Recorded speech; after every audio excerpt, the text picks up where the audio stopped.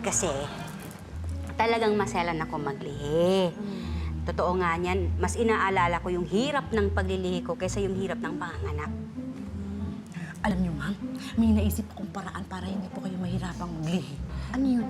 Ay, hakbangan niyo po si Sir para siya ang maglihi. Ano? Totoo ba yun? Oo, ma'am. Ang sabi nga nila, pag nahakbangan ka ng taong naglilihi, malilipat sa'yo ang paglilihi. Subukan niyo, ma'am, para hindi na kayo mahirapan.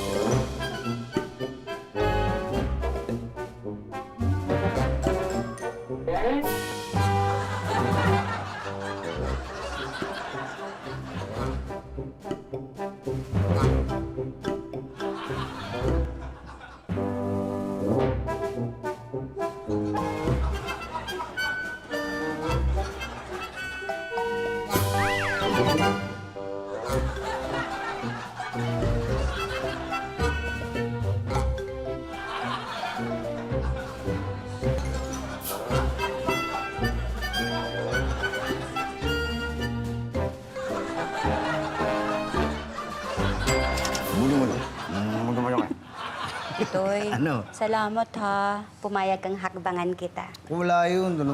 Basta para sa'yo, para sa baby, gagawin ko. Ilang ulit mo kamo sinubukan. Ito naman, dapat sinabi mo na lang sa akin. Eh, syempre nahihiya ako sa'yo eh. Baka hindi ka pumayag. Nahiya ka pa, baby yan. Ano ka ba? Oh, baby, ha? Huwag mong bayarapan ng nanay mo, ha? Pagka ikaw naglilikod dyan, dapat mo kundi-kundi lang. Hindi mo baby ka, ha? Ang galing mo, ha? Kain ka mga nanay. Taka. Uy, hindi na si baby ang kausap mo eh. Bilbil ko yan. Ay, kala ko, parang tiyan din kasi. Ay, Yobo? hindi.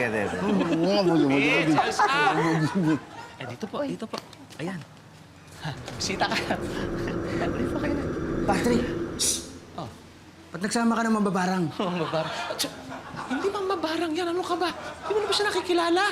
Si Aling Barang yan. Yung nagpaanak kay Elsa dati. Aling Barang, kayo pala, hindi ko kayo nakilala eh. Ikaw talaga, Pipito. Tuwing makikita mo ko, akala mo nakakakita ka ng aswang, ano?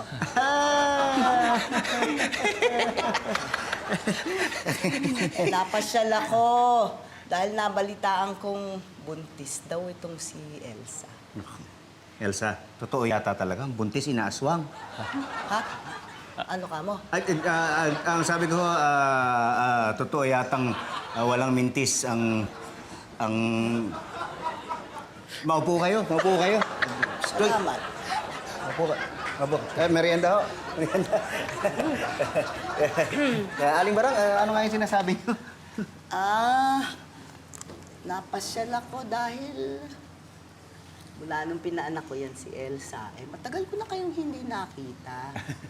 Gusto ko sana uli, ako ang magpaanak sa kanya. Aling Barang, wag ho kayo magagalit. Naka-schedule po kasi kami dun sa OB-GYN ko po. Yun pong mag-check up, tapos siya na rin po magpapaanak sa akin.